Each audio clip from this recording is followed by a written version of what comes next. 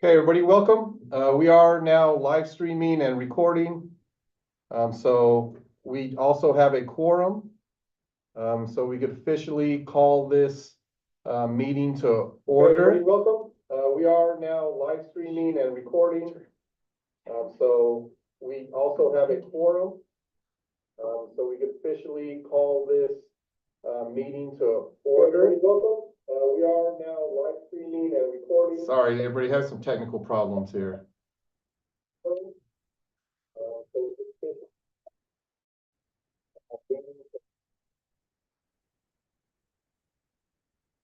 All right, everybody has some technical problems here.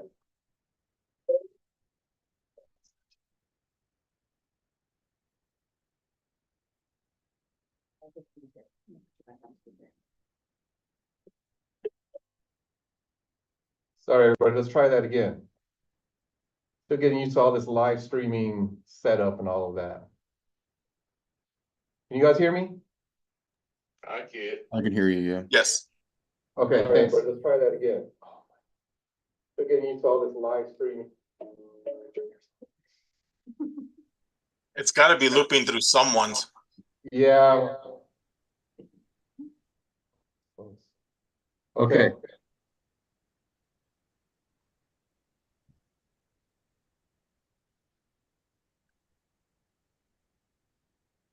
Okay, let's try again. Let's call this meeting to order. You guys hear that echo? No. Oh, he loves it.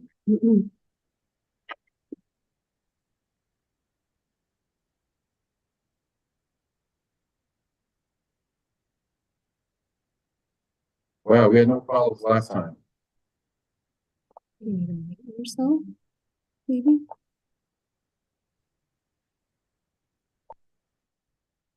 Okay. We are going to call this meeting to order right now. Miss Montoya.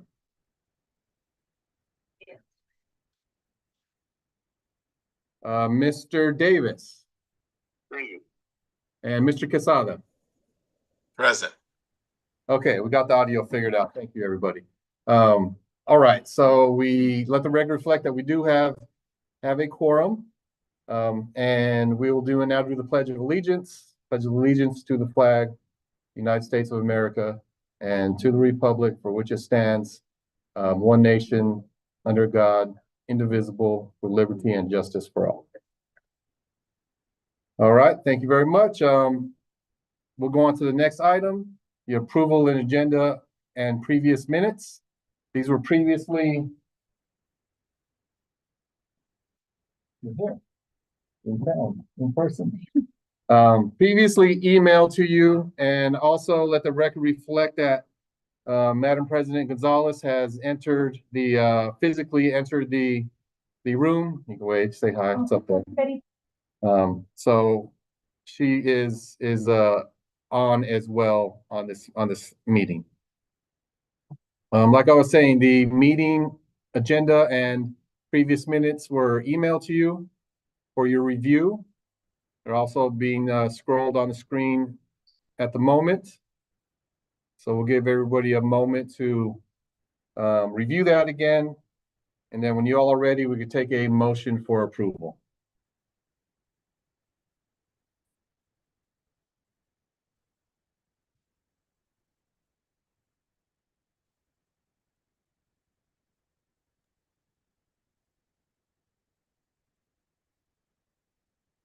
I'd like to make that motion to approve the minutes and the agenda.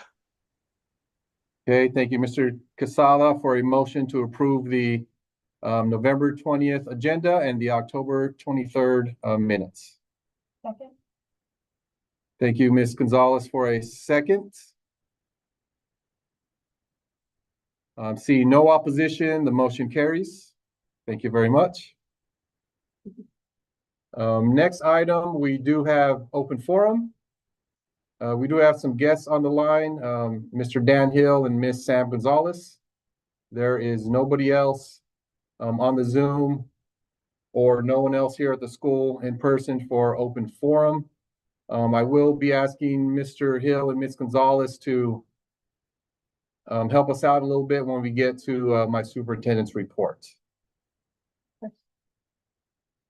Okay, next item on the agenda is the discussion and action for fiscal. That includes the October 2024 financials. And the action items also include a bar for Fund 31200, the PS CO Lease Assistance Award, and I'll let Ms. Cabral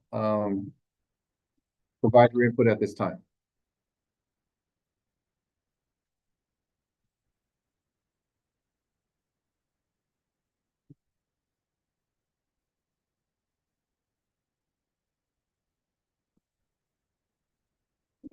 So the budget reports and updates for October 2024 should be on your screen. So again, you can see each of the fund balances broken out here.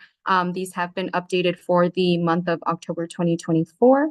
It has been previously emailed to you. So the first visual I'm going to pull up is something that I've kind of worked on over the last few board meetings in getting and capturing our 11,000 operational expenditures. So I was able to filter the data by anything we have budgeted for over 10,000 that also had expenditures that were over 5. So you'll see the blue dots on this visual are our allocations for each budget line. And then our orange dots there are our actual expenditures. Priscilla, this is a great graph, but could we add the legend? Yes. So that if anybody's looking at that, maybe pop it up in the corner somewhere, just so Yes, that we ma'am. can know what the dots are if they look at it. Okay, I think it's tiny down there it here, is. Okay. but yes, I will get that in where it's a little more visually available. Okay, cool. Okay. So our salary and benefits, these are, always going to make up the majority of our transactions to date. The next big expense that we have is our property liability insurance, then our supplies and materials, software fees, and utility services. The next visual is our budget versus actuals and encumbrances for our reimbursable funds. You'll see, like I told you guys last month that the fund 24176, which is our Perkins and our ESSER 3 balance, those were completely spent down. ESSER had about $200 left over as a balance, but I think we did really well spending those funds down with the time that we had per PED. And you'll see with these other funds, we're coming close to actually hitting those allocations as well. This is a really good slide. Thank you. This is really helpful. And I'll make that legend a little bit bigger. Right. The last visual is the revenue comparison. This is data from October 2023 and October 2024 revenue. So overall, there was an increase this year in revenue for about 50%, just due in part to the increase in the SEG this year, an increase in activity fund transactions, and some more RFRs processed and received.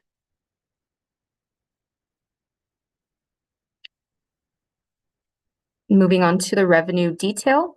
Like I said, these are made up of RFRs that we've submitted and received in the month of October, along with student nutrition claims, our SEG, some money in there from our CTSO for fundraising. I didn't get a chance to update the RFR section before I sent out the board report, but I'll have that info for you all next meeting. But you'll see that it has kind of cleared up where anything pending has, made its way over to our actual revenue received. Does anyone have any questions on the revenue or expenditures as presented? Okay. Moving on to disbursements. Again, this is available if you'd like to, scroll in detail, but our total disbursements are $286,327.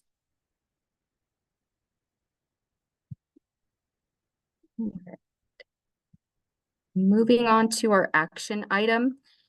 This is the only bar that we have available for approval at this meeting. It is our lease assistance award. It did increase from about $13,000 from last year.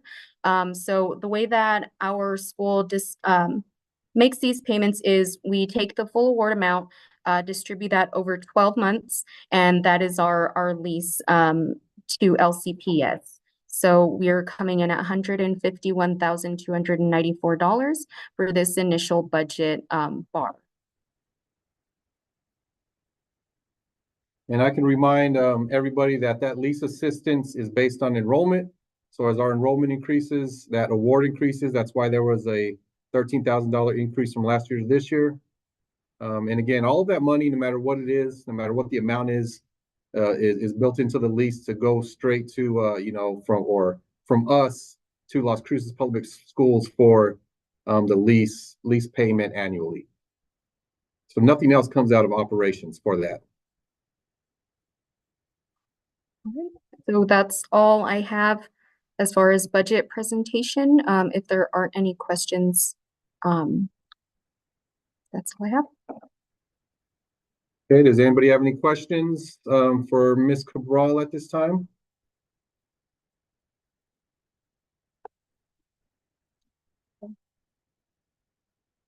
All right, thank you. Go ahead, Ms. Yeah. Thank you, Ms. Cabral, for this very thorough presentation. So you answered all the questions ahead of time.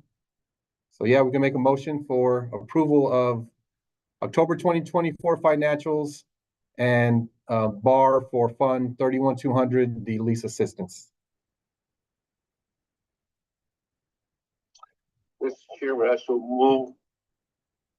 Thank you, Mr. Davis, for the motion. Can I get a second? I'll second it. Thank you, Mr. Quesada, for that second. Seeing no opposition, Motion carries. motion carries. Thank you all. Okay, we'll go to our superintendent's report. There are no action items at this time. Next month, there will be an action item. I'll explain that later on. First, we're going to start with enrollment. We finished 40th day at 201 students. That was in mid-October, and currently we have 210 students. We have those students primarily in the 9th and 10th grade at around 70 apiece. And then the other 11th and 12th graders are between 35 and 40 for those grade levels. We still have about 60% female versus about 40% male. So the majority of our students are female. We are currently enrolling students still. So, pretty much every week we average about 5 new students that inquire, and most of them do end up enrolling with us. We do lose some students as well. You guys all know that mobility rate is pretty high. We lose them to a variety of reasons. Sometimes just straight for attendance reasons. Sometimes they're moving out of town with their families. Sometimes they get lost in the system, for a variety of different reasons, whether they're in foster care and get moved, or, they have some legal issues that they have to, take care of, or they are put in a mental care facility for either a temporary or more permanent time period. So we have to disenroll them for those reasons.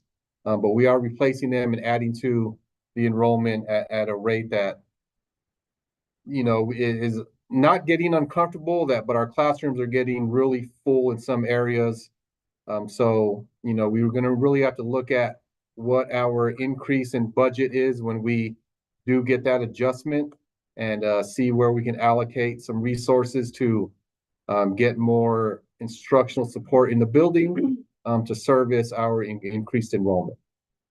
I think it'd be helpful for us as a board if we could have on a month-to-month basis, enrollment numbers.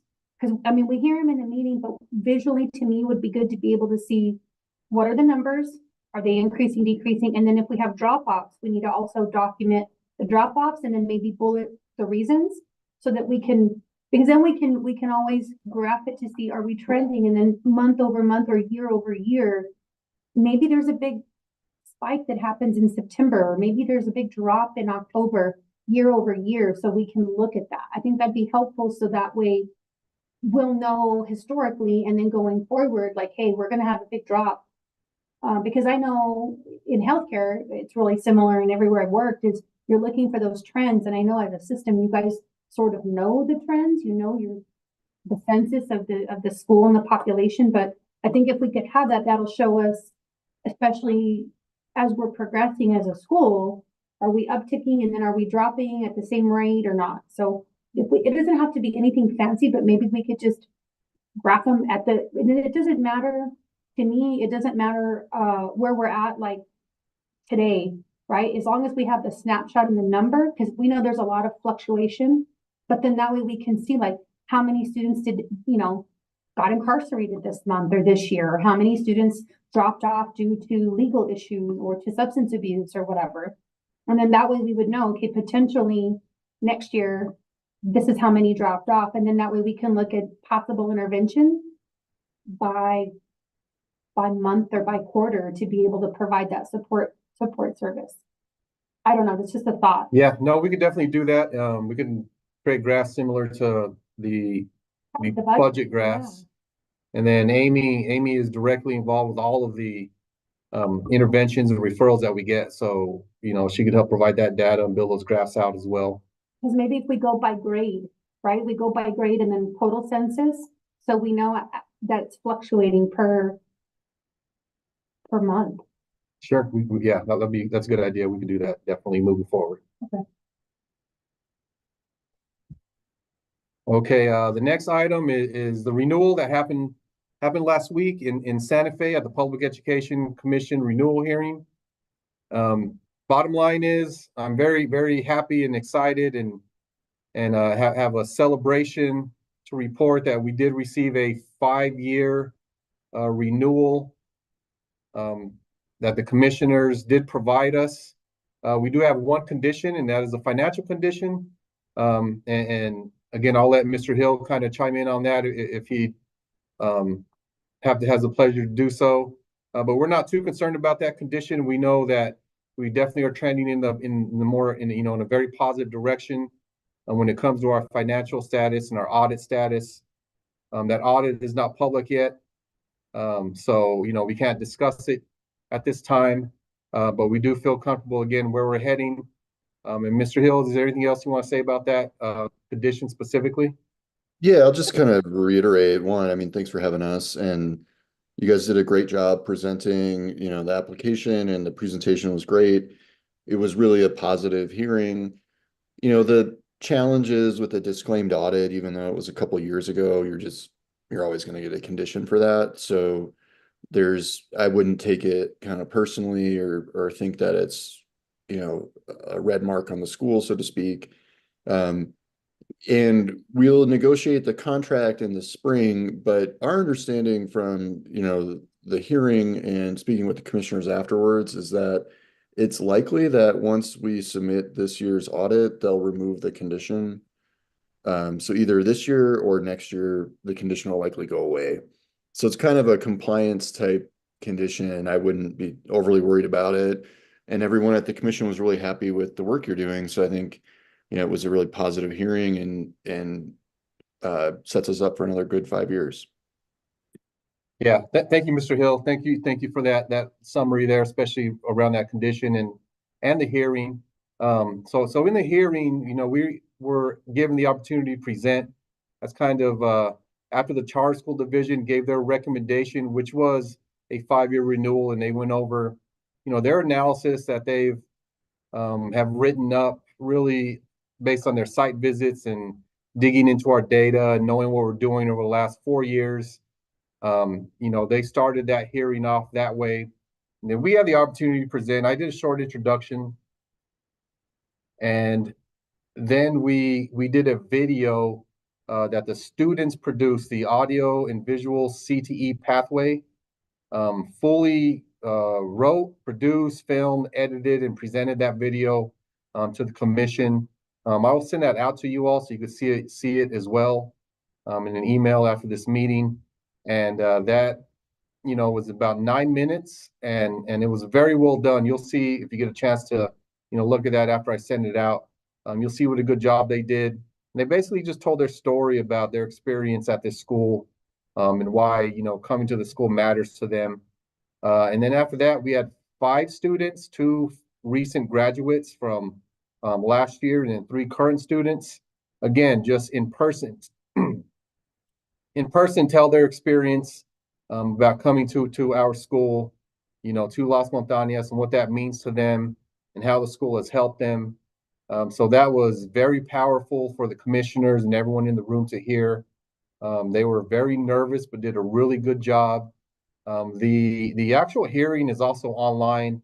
I'll send that link as well. So if you wanted to look at that, especially the piece where the students spoke, I would encourage you to do so.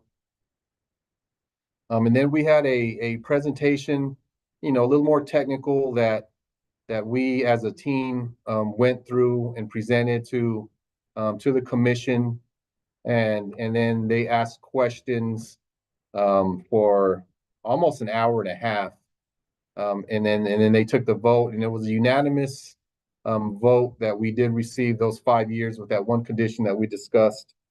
So really, it's just a testament to you all as a board in supporting and providing everything that we've needed, over the last term of this contract. The leadership team, the entire staff, Priscilla and the job she's done with her team in the finance side. And then, our recent team members, Mr. Dan Hill and Ms. Sam Gonzalez have really helped out through the application process, preparing us for the hearing. And they're going to play a crucial role in the next steps, which is the contract negotiations that's going to happen in the next several months until we get that final contract approved. And then we could really, plan ahead and look forward to the next 5 years, and hopefully seeing some really positive outcomes on the plan that we are implementing currently and plan on implementing and executing over the next 5 years, and doing what we say we're going to do in this upcoming contract. So all very positive stuff. The commissioners made a lot of comments like, I didn't really know anything about your school except what was on paper. But now I know about it, and I love what you all are doing. That was kind of the general consensus among commissioners as far as their feedback. Ms. Gonzalez was there, in person. Thank you very much for doing that. It's very important. She spoke about the board, and actually you all received commendations on being a stable board, being a diverse board as far as your backgrounds and your professional experiences, completing all your hours annually. And anything else to add, Ms. Gonzalez? I think from a perspective of just looking at the whole thing, the whole experience, I think all of us should be commended for what we're doing, because it seemed to the board, it was very apparent, and the commission, that as a whole, we're working in transparency for the greater good of the students that we are in care of. So for me, it was a really cool moment to see. I think Kaz is an exceptional leader. He's humble, but he has a big chore ahead of him, and this is a hard task, to run the school. And I think that it was really cool to see, and I think the commission saw how the presentation was even done, and it even floored the commission based on the whole presentation. So I think it was just a really proud moment for me in my own personal, enrichment of my reward system, just to see that good work is being recognized. And I think that we should all be, appreciative of the team that we have, to include the leader, the management, the board, the staff, even on the students, because it was a really neat thing to see them come up in front of a big board, sitting on a podium. They didn't know what to expect, and it was really eye-opening to see that we gave them that opportunity. So it's just a really good feeling. And it made me remember why I wanted to be on the board. So I appreciate that from everybody. All right, thank you, Ms. Gonzalez. Anybody have any questions about that? I just wanted to follow the same thing, segue from Ms. Gonzalez, as far as everyone's work. You all are doing outstanding. I know that you kind of want to let your shoulders down a little bit because like 5 more years, but I know that you won't. You're just going to probably raise the bar that much more, especially for the kids and all. So just great work by everyone. I enjoy being on the board here and just seeing the improvements. It doesn't seem like it ever just stalls. It always seems like it's still always seeking a way to improve and get better. And that's what I enjoy. So to all of you, thank you so much. Thank you, Mr. Casada.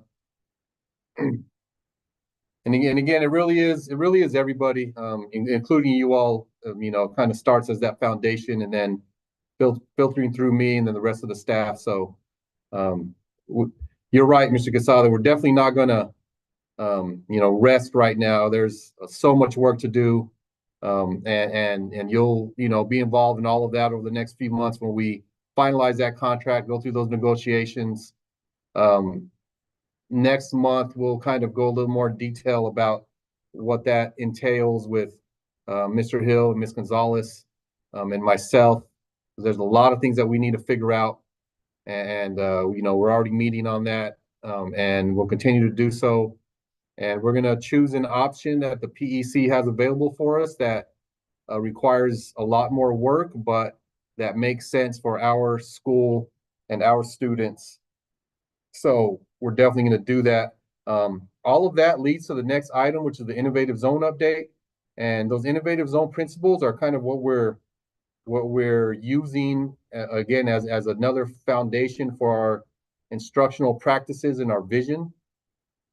Just as a quick reminder, we're working very closely with NMPED's College and Career Readiness Bureau and their partners, which includes Future Focused Education, the Lano Foundation, Ocotillo Strategies, and other people that are involved in that group that are helping us with professional development, with grant funds, with communities of practice, and site visits to other schools. In fact, tomorrow we're going to Alamogordo for an innovative zone site visit. One is in discussion for us to host a site visit, so that'll be exciting.